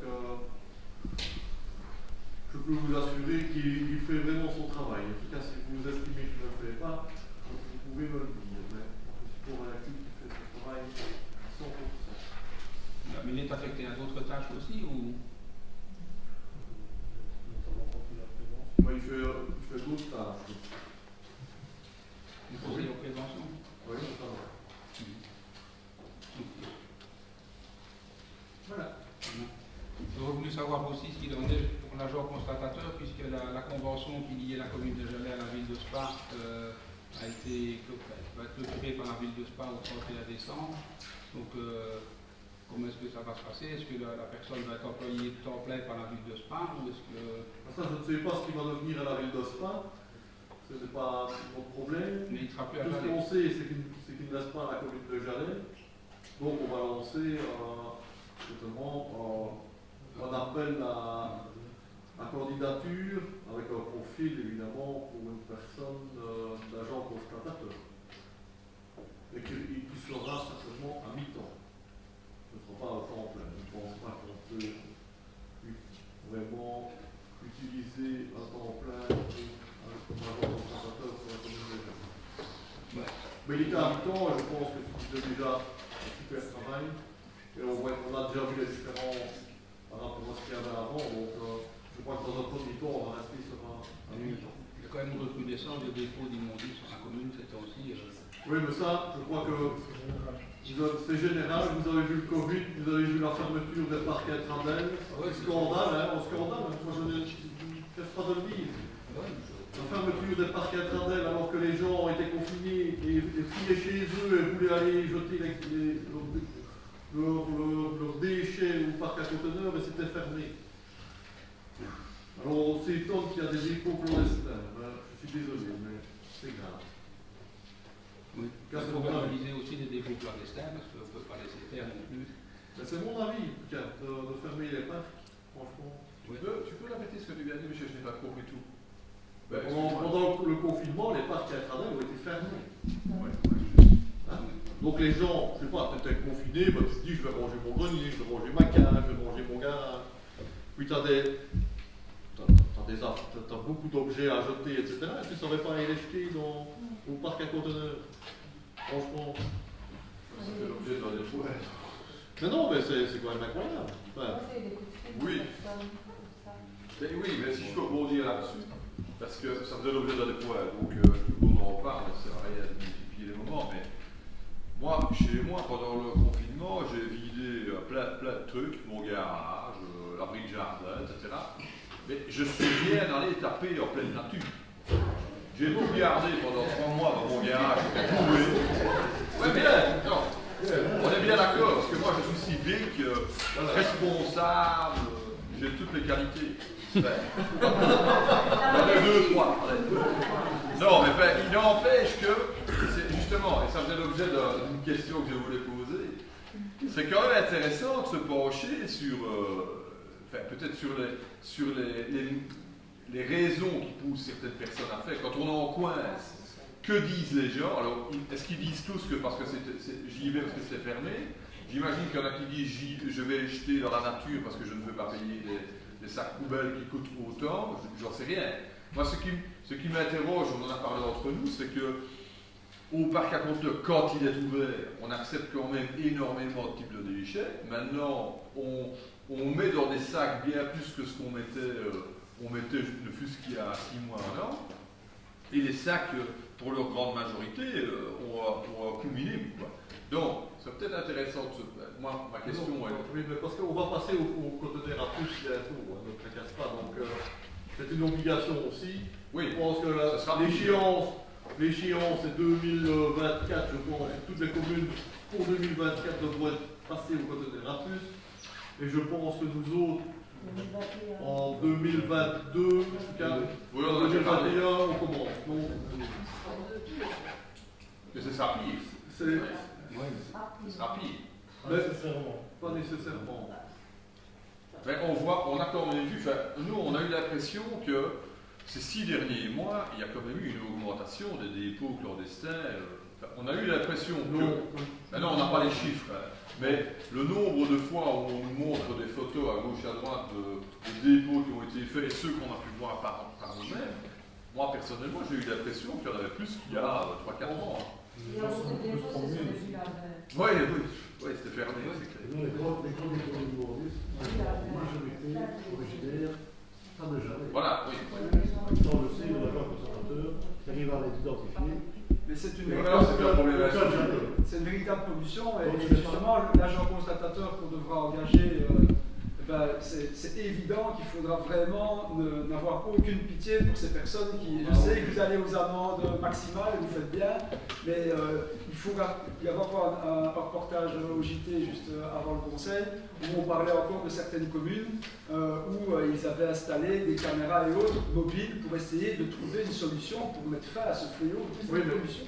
Si on revient sur les caméras, quand vous mettez une caméra, vous êtes obligé de signaler que vous avez une caméra. Oui, on est d'accord. Quand on voit la taille de la commune et tous les chemins, 270 km de chemin sur la commune de Jalais, il faudrait vraiment être grave pour aller déposer ces immondices là où quelqu'un voit une pancarte, attention, caméra. Il faut beaucoup de caméras. Ou bien alors, il faut vraiment beaucoup de caméras et les mettre partout. Mais on ne va pas mettre non plus tous les 50 mètres des panneaux caméras sur 270 km de chemin et de sentiers et de chemin forestiers. Ce reportage-là était peut-être intéressant, je ne sais pas comment ils font dans cette commune-là. Oui, mais il faut voir la taille de la commune. Oui, c'est sûrement des grandes communes que j'allais, mais peut-être que ça fait partie des solutions. Je ne sais pas, en tout cas, pour moi, la meilleure solution, c'est l'éducation. Mais quand tu vois que des gens déposent au pied du bois de Jalais tout un tas d'immondices, je ne pense pas que cette personne-là, vieux chat, ça perd ses poils, passe ses manies, tu ne vas pas les récupérer. Mais non, par mais là, contre, on peut les... Oui, je sais, j'ai vu tout ce qu'on avait jeté là-bas, mais on en jette partout. Mais là, écoute, enfin, on n'est pas sur la commune de Jalais, mais peu importe. On a jeté au pied du bois de Jalais, mais on jette parfois ailleurs, dans plein d'autres endroits. Mais c'est l'éducation des gens. Moi non plus, ne me viendrait jamais à l'idée. Allez, je sais pas, on trouve même encore des téléviseurs dans les déchets qu'on jette dans les forêts, etc. Alors que tu prends ton téléviseur, tu le mets dans ta voiture, tu vas au parc à conteneurs, il est recyclé et tout. Et il y a des gens qui prennent la peine de se déplacer dans les forêts pour aller le jeter. Enfin, je ne sais pas, c'est grave. Et qui prennent un risque. Qui prennent un risque d'avoir une belle amende. Moi pas content, hein, mais non. Et on ne pourrait pas envisager maintenant, là je peux rejoindre Michel, quand tu disais que oui, c'est sûr, il y a plein qui viennent d'ailleurs de notre commune, mais d'essayer de mettre sur pied une petite action d'éducation. Ouais, mais il y a ça tout le temps, hein, dans les écoles, Ouais, mais des c'est pas les enfants qui sensibilisations. font ça. Mais si, c'est à partir des enfants qu'il faut commencer. c'est Bah dans oui, les je sais écoles. bien, mais Fais le ramassage. attends, tu vas avoir pendant 40 ans les vieux qui vont jeter dans ça. Le grand nettoyage de printemps, on fait ça chaque année, le grand nettoyage de printemps avec les associations. Et un jour, on m'a dit, bah, regardez, c'est des gens de la commune qui travaillent le dimanche, je pourrais te payer plus. Donc, quand on a affaire à des gens comme ça, je ne sais pas ce qu'il faut leur dire, mais sincèrement, c'est compliqué de gérer des pareils, quoi. Oui. Non, enfin, bon, voilà. Enfin, c'est là une problématique et elle est dans tout.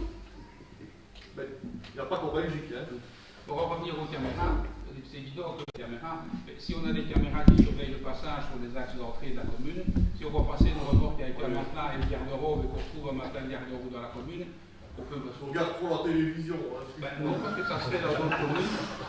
Des caméras pour visionner non-stop, 24 heures sur 24 en endroit de passage, il faut le trouver dans une ville. Hein. Tu ne pourras pas faire ça dans une campagne. Ou déjà les alimenter, tes caméras. Il y en a sur batterie, mais elles ne vont pas tout le temps non plus. Hein. Allez, il ne faut pas mettre 250, hein, mais le passage. On va essayer de trouver une solution. On n'a jamais eu dans l'autoroute. Non, mais les caméras pour moi n'est pas une solution. C'est pas ça qui va. On va trouver un ou deux avec la caméra, puis après ça sera terminé. Les gens, ils iront là où on n'a pas, ou ils viendront voir avant. Il y a tellement des chemins, tellement des routes, tellement des accès différents. C'est Vous avez d'autres communes, il y a d'autres... Mais non, les communes, elles fonctionnent toutes comme les communes de jamais, et personne n'arrive à résoudre ce problème-là. Le tout, c'est d'essayer de trouver les gens, de les saucer tant qu'on peut au niveau des amendes. Et quand on voit les milliers d'euros que certaines personnes reçoivent comme amende, c'est incroyable. Peut-être des peines d'intérêt général, de dire, voilà, bah, vous allez le ramasser pendant une journée avec nos ouvriers qui, eux, ramassent les Ouais, mais non, c'est pas facile d'organiser une peine générale, parce que tu es obligé d'avoir un surveillant qui est responsable des personnes, et qui ne peut pas travailler, et qui doit surveiller. Il faut les mettre dans des camions, les conduire, et encore faire attention qu'ils ne se fassent pas du mal, parce que s'ils se font du mal, bonjour. Hein, c'est pas si évident que ça, les peines générales. Si, les mettre quelque part, oui, mais une fois qu'ils travaillent vraiment, il ne faut pas qu'ils se fassent mal. Hein. Et tu dois avoir des surveillants, etc. Et franchement, le temps que tu passes à les surveiller, à leur dire ce qu'ils doivent faire, à la vitesse qu'ils le font, ben, la personne qui le surveille, il a terminé le travail. Hein. Mais tu peux me dire, c'est pas le but du jeu, mais enfin, c'est compliqué. Il n'y a rien qui est simple, et si c'était si simple, tu ne recouvres une trace dans aucune commune. Hein. Ah non, ça, ce n'est pas, c'est sûr. Et franchement, on continue régulièrement à avoir des dossiers qui vont chez Mme Buchmann pour l'agence sanctionnatrice et qui reviennent avec des grosses amendes. Hein. Mais bon, c'est une éducation. Ok. Vincent, alors, une il y a question. une On vient de dire, on va se prendre encore, on verra après. Oui, c'est une question. Ah, t'as plus de question. Alors, il y a une question de Luc alors, qui concerne les accidents sur les routes. Oui, j'ai deux questions qui sont tout à fait indépendantes. Je vais commencer par les accidents sur les routes. De nouveau, hein, il s'est passé 2 mois depuis qu'on s'est vu, on a eu un peu l'impression que les accidents, dont certains graves, s'étaient quand même multipliés sur le territoire de notre commune les 2 derniers mois. Enfin, il y a quand même eu quelques accidents avec une certaine importance. Mais bon, je ne parle pas ici de chiffres en nombre d'accidents, parce que ça c'est pas tellement l'idée, mais ça nous a fait réfléchir au fait que, curieusement, on serait en droit de s'interroger si pour des gens qui traversent notre commune, il n'y a pas un peu des zones de non-droit. Je pense par exemple à la route qui mène à Bellecroix, de notre côté ici, du côté jalettois, du côté sartois, la route qui mène de Coquet-Fagne vers Francorchamps, des routes où il suffit de se mettre sur le côté et les gens passent à du 110, 120, c'est tout à fait régulier. Donc, 2 réflexions par rapport à ça. Une ce qui concerne les abords du bois de Jalais. Donc, il y a eu 2, je crois que récemment, sur une période de 10 jours, il y a eu 2 accidents, un dans le bois, un à proximité du bois. Est-ce que il ne serait pas utile de réfléchir à la jonction Bois-de-Jalais et la route qui vient de Georster. Parce que quand on monte du Bois-de-Jalais, on sait très bien, quand on monte le bois, que quand on arrive au-dessus, c'est une voiture qui vient de la droite de Georster, et une chance sur deux pour qu'on se fasse couper la route, même quand on est à 20 mètres du carrefour. Ce qui serait peut-être pas judicieux de réfléchir à mettre un stop sur cette route qui vient de Georster. On sait bien, on l'a dit, c'est pas un panneau, c'est pas un marquage qui est absolu, qui a une efficacité absolue, mais au moins c'est déjà une tentative. Est-ce que ça ne pourrait pas être réfléchi? Et dans l'autre sens, quand on vient de Jalais et qu'on aborde le bois, est-ce qu'il ne serait pas judicieux de réfléchir à une diminution de la vitesse? Je pense par exemple à mettre un panneau 70 au-dessus du bois, pour que certaines personnes qui sont moins habituées à ce trajet-là redescendant en Gondrou commencent déjà à ralentir et arrivent plus ou moins à 50. Je pense qu'il y a un panneau de 50 à l'entrée du bois de Jalais. Si je ne me trompe pas, je vais sortir. Du bois de Jalais? Pardon? Non. Enfin bon, en tout cas, est-ce qu'il ne serait pas judicieux de diminuer un peu la vitesse vers le bois? Non, le SPOI a fait toute une série d'aménagements, je ne sais pas si tu as vu quand même. Est-ce que ça change? Ils ont mis des potelets, etc. un peu partout. Je répète, comme on répète continuellement, que ce sont des routes régionales, que la commune n'a aucun pouvoir, ni aucun pouvoir d'intervention sécuritaire sur ces routes-là, que si tu le désires, on peut réenvoyer un mail, mais ils vont nous dire, écoutez, on vient de faire des aménagements au niveau du bois de Jalais, sécuritaire pour essayer de... Mais ça m'étonnerait qu'ils fassent autre chose, je peux le demander, mais c'est des routes de l'État. Ouais. Et ce n'est pas simple de les faire changer les vitesses, ou de demander des routes qui sont à 90, de les mettre à 70, et puis de 70 les passer à 50 au niveau du bois de Jalais. C'est illusoire. Jamais le SPOI va accepter des choses pareilles. Ça, je peux te le dire.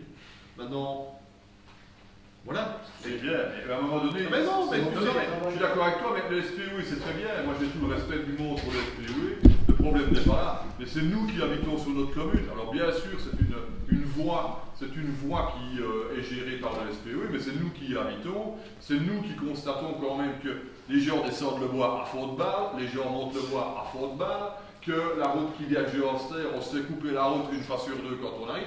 Le seul aménagement auquel j'ai l'impression d'avoir vu une modification dans les attitudes, c'est celle de la route de Sur-Isler.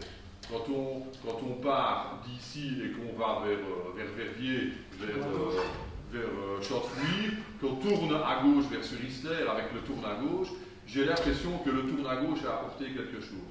Je ne suis pas certain que l'aménagement qui a été fait par la SPOI au-dessus du bois a modifié grand-chose. J'ai pas l'impression. Le SPOI travaille par statistique, tu dois savoir. Ah oui, on est d'accord. Toujours, il travaille par statistique. Or, il n'a pas d'accident. Ils n'ont pas d'accident. Tant qu'il n'a pas d'accident, ils ne changeront pas. Et même qu'il y a des accidents. Mais non, même qu'il y a des accidents, c'est d'abord un accident mortel. Autant avec des graves, autant avec des légers. Michel, je crois que les potelets ont été mis suite à un accident qui a causé la mort d'un motard il y a X années. Et je pense que il y a plus de chance, ça, ils ont bien les je pense que tu n'es pas alors. Tu sais qu'au SPOI, avant qu'ils traitent, vous savez bien, ils nous demandent, il faut des fois un laps de temps inimaginable. Mais c'est bien d'en avoir. Donc ils réagissent par rapport à quelque chose qui a eu lieu. Un accident avec lésion corporelle, voire mort, alors ils réagissent. Pas aussi longtemps après. Peut-être pas si longtemps après. Ils agissent beaucoup plus vite. Je prends un exemple. Le radar préventif qui vient quand tu viens de voler un coup. Je pense que ce radar, il est en panne depuis, je sais pas, des mois ou peut-être, je vais pas dire un an, j'en sais rien, mais ça fait combien de temps qu'il est là et qu'il ne le répare pas. Et si vous faites une remarque, on vous dit c'est pas vos affaires. Et comme il le dit, c'est pas vraiment faux. la sécurité de nos enfants, c'est l'affaire des citoyens. Et je sais que ça vous révolte, mais ça me révolte aussi. Ben oui, mais alors, écrivez, vous êtes conseiller communaux, vous pouvez écrire. Ah oui, on n'aura pas vraiment de poids, quoi. On n'aura pas le même poids qu'une... Mais nous autres, on a déjà aucun. Rien. Mais non, mais et quand tu vois, allez, prends l'aménagement de la route de Balmoral. Ouais. Est-ce que tu t'imagines, hein, parce que tu parles du mois de Jalais, mais prends Balmoral où il y a des centaines d'habitants maintenant, Ouais. des voitures qui sortent de l'autoroute, qui roulent comme des... Et le nombre d'accidents qu'il y a au virage du chalet suisse. Et le On a reste. quand même diminué la vitesse. Toujours, c'est peut-être illusoire. On a rebondi de l'agglomération. On a rebondi pour mettre ça en agglomération. C'est hors de question que nous avons dit. Hors de question. Ah oui, non. Voilà. Ben oui. Ah oui, mais voilà. Donc, Pourtant, ça justifie, il y a des centaines de personnes qui habitent le long de la route. Ouais, mais non, c'est il bon. n'y a pas un passage pour piétons dans toute la traversée de Balmoral. Et les gens qui sortent d'un bus, qui remontent de Spa et qui doivent traverser de l'autre côté, il faut courir. il faut pas avoir son petit chariot avec ses courses et une canne, hein, parce que c'est compliqué. Et pourtant, ce sont des personnes des fois un petit peu plus âgées. Oui, qui mais, viennent là-bas. et on leur signale, on leur écrit, les gens nous écrivent et nous autres on contacte le SPOI. C'est classement, je ne sais pas, vertical. Ah, mais vous n'êtes pas en question là-dedans, mais c'est une réflexion. Parce Oui, que mais je pense que les suffit de réflexions... monter- moi, je monte à Bellecroix régulièrement quand je vais faire un tour en moto à la vitesse supersonique. Attention qu'actuellement, il y a régulièrement une voiture qui flash. Il y a Il y a régulièrement une voiture qui flash. Oui, j'ai entendu ça, mais je ne l'ai pas vu. Ah oui. Ne signalez pas non plus le voiture qui flash. Moi, j'avais une autre question. Bon, oui, si vous voulez bien, parce que... Oui, elle ne sera pas longue. En fait, je reviens avec la même question que j'avais posée en septembre dernier. C'est-à-dire que ça concerne l'eau. L'eau et le stockage d'eau. Simplement parce que on vient de vivre le 3e été avec 4e peut-être, ouais. J'ai l'esprit court pour ça. Le 4e été où il y a un manque d'eau, un manque de pluie, un manque de précipitations flagrant. On voit quand même que les cours d'eau sont bas. Je suis encore passé tout à l'heure à la Gillette, c'est pas des plus hauts non plus. Et quand on cherche un peu, on se rend compte qu'il y a des études internationales qui sont faites et où on indique qu'en Europe, la Belgique est un des pays les plus à risque concernant les pénuries d'eau. Des études internationales, j'en ai vu une américaine qui cite la Belgique en disant que c'est un des pays les plus à risque. Il y avait une étude qui était citée par la RTBF il y a quelques semaines qui disait que ces 3 dernières années, on avait un déficit de 3 mois d'eau. Voilà, il nous manque 3 mois sur les 3 dernières années. Alors, il y avait aussi dans des travaux proposés par la RTBF et par le site wallonie.be une étude d'un professeur de la KUL qui insiste sur le fait que on va devoir petit à petit stocker des eaux de pluie parce que il va falloir qu'on ait vraiment une réflexion par rapport à cette eau qui nous manque et à un moment donné on doit aller la prendre quelque part, on n'a pas d'autre endroit que de la prendre en récoltant de l'eau de pluie. Donc ma question est simple, est-ce qu'on ne devrait pas ou est-ce que vous ne devriez pas mettre sur pied un petit groupe de travail ou réfléchir vous-même à l'idée qui consisterait à prévoir dans le futur, mais si ça reste comme ça, un jour on va avoir le problème. Je fais une parenthèse, on bénéficie des hauts de fagne qui sont une éponge, sauf que cette éponge, elle profite à une commune que je ne citerai pas, qui continuera des captages pendant longtemps, et à un moment donné, est-ce que nous, on parviendra encore à profiter de cette éponge au pied duquel on habite? Première chose.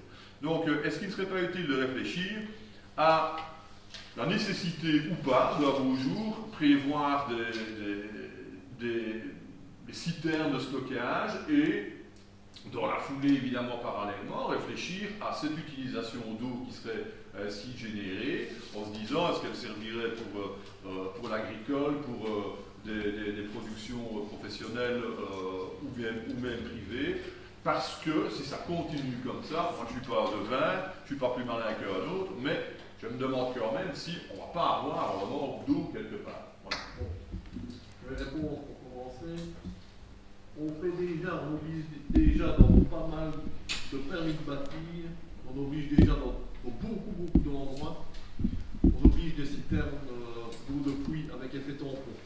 essayer d'éviter les inondations aussi quand on a des orages violents et des pluies un petit peu intenses à certains endroits.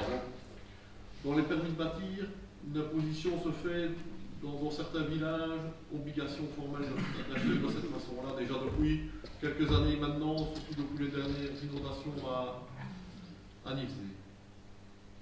Deuxièmement, on a perdu le pouvoir de distribuer l'eau, donc on ne le récupérera jamais, je l'ai déjà dit. Ça c'est clair. Maintenant, on a récupéré deux captages à Nivesay et on peut, et on a déjà des points de distribution d'eau pour les agriculteurs dans différents endroits de la commune de Jalles.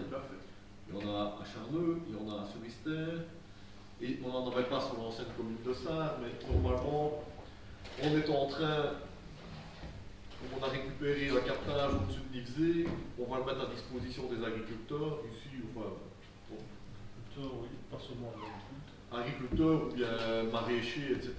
Donc on a eu des demandes de ce côté-là. Donc là, on sait intervenir. Donc on y est. La seule chose, c'est qu'on n'est pas prêt à récupérer tous les captages que l'on a, qui sont toujours propriété pour l'instant de la SWDE, mais qui devra nous les rétrocéder au fur et à mesure dans les années à venir.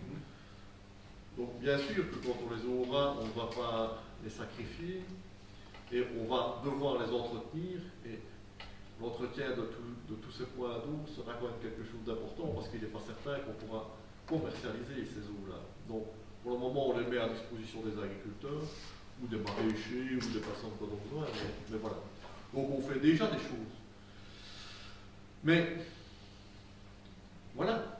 Mais au niveau déjà des permis de bâtir, franchement... Mais ma question était, et ça je me souviens, on a déjà abordé plusieurs fois le sujet des cartages, de la récupération des cartages en fac, ça il n'y a pas de problème. Mais ma question porte plus sur la gestion des eaux de pluie. Parce qu'à un moment donné, les eaux de pluie, les captages, ils tiennent compte aussi de la nappe. Oui, mais quand tu obliges chaque construction à mettre des citernes de pluie de 10 000 litres avec un effet tampon, les gens vont déjà utiliser beaucoup cette eau-là. Il y a déjà, franchement, on l'oblige déjà dans beaucoup d'endroits, et même les gens d'eux-mêmes aussi. Oui, bien sûr. Mettre des citernes d'eau de pluie parce que c'est économique. Tout d'abord de récupérer l'eau pour arroser ses fleurs, son jardin, nettoyer sa cour, les WC, etc. dans les maisons. Donc il y en a assez qui le font. Hein. Et on a franchement, il y a vraiment des obligations dans beaucoup d'endroits dans la commune. Plus tous ceux qui le font de leur propre par rapport à ce qui existait avant. Oui, oui, bien sûr. Ouais. Voilà. Ok, merci. Michel, une dernière petite question Oui. de la part de Bénédicte. Nous avons parlé de sécurité routière et en plus, en période de rentrée scolaire, nous n'avons pas parlé du tronc béant sur la grande route rue de la Fagne qui oblige depuis plus de 6 mois à chaque écolier, personnes âgées, clients du restaurant ou simples touristes à risquer leur vie en imposant de débonder sur la grande route à cause de ce trottoir éventré depuis absolument pas. Oui. Même si nous savons que ce n'est pas de votre faute et qu'il est l'objet de litige, il est pas grand temps de prendre des mesures pour éviter qu'un incident se passe à cet endroit. Bah écoute, on le sait. Alors, on a vérifié la date à laquelle on a délivré une autorisation de travaux. C'était au mois de janvier. Là, je veux dire le 16 et le 17 janvier de mémoire. Mais c'est peut-être le 13 et le 14. Mais c'était 2 jours de travaux au mois de janvier. Or, depuis, le trou est ouvert parce qu'il y a maintenant un problème juridique entre différentes entreprises qui se rejettent la responsabilité de l'effondrement de l'asphalte qui se trouvait au niveau de l'accotement, du trottoir, et maintenant c'est dans les tribunaux. Donc ici, on vient de réécrire, il n'y a vraiment pas longtemps, hein, il y a au moment de la rentrée des classes, donc un petit peu avant, aux différentes sociétés, enfin à une société qui a fait les travaux, on va dire comme ça, qui a fait le trou, de prendre ses responsabilités et de venir refermer ce trou. Oui. Mais je ne sais pas si, avec tous les problèmes juridiques qu'il y a autour, ce qui va se passer. Et même, je vais même vous rajouter que les barrières, c'est des barrières communales, et on va leur réclamer une location des barrières, parce que ça commence à bien faire. De laisser ce trou-là, et les gens doivent marcher sur la route. Hein. C'est vraiment hyper dangereux. Mais La commune ne peut pas elle-même. ah, mais si tu. Là, Écoute, il y a une date limite qu'on leur a donnée, mais dans tout ce qui est en justice, dans des tribunaux. on est bien d'accord, mais bon, si quelqu'un. Ah oui, oui, on est bien d'accord, mais moi je ne veux pas devenir non plus le responsable de. Si jamais on bouge nous-mêmes, attention, hein, de ne pas voir où les responsabilités vont se détourner après, hein, parce que c'est ça la Une question de problématique. sécurité publique, c'est pas passé. Oui, oui, mais je sais bien, mais il n'y a aucun, enfin, pas aucun souci de ce côté-là. On sait bien que c'est un accident, mais si un accident, enfin ici, ils ont une date limite qui est très proche de maintenant pour emboucher ce trou. Bon, nous verrons bien si c'est fait, si c'est pas fait. Il faut bien qu'on intervienne encore d'une autre façon. Enfin, c'est en cours. Mais c'est quand même incroyable. Il faut quand même bien se le dire, des situations pareilles. Oui, parce que quand il y a deux voitures qui se croisent, et en plus de l'autre côté, il y a une camionnette qui était garée juste en face, deux voitures qui se croisent, c'est déjà tout juste qu'on met des petits comptes. Oui, comme Guy me dit, on est obligé d'abord de les mettre en demeure avant de pouvoir agir, etc.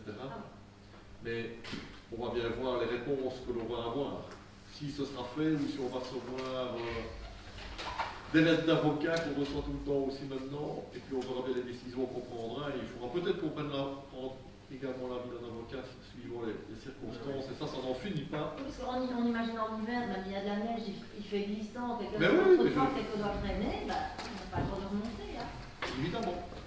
Tout à fait. Et il n'est pas possible de prendre un arrêté au niveau de la police de circulation pour faire un passage alterné. Parce que là, on s'est passé tout juste à deux à chaque sens. Si on écarte un peu les barrières, il faut accéder à la côté. Au moment où les personnes passent, ça réduit fortement le trafic, là, parce que tu ne peux pas aller vite pour passer. Là. Ouais. Donc c'est toujours la même chose. Il y a des obstacles, des gens roulent doucement. Mais je pense que la date limite, c'est le 18. Il ne reste plus que 10 jours, et puis on verra bien. Merci aussi. Eh bien voilà, je crois qu'on peut clôturer ici la séance publique de ce conseil communal. Merci à tout le monde.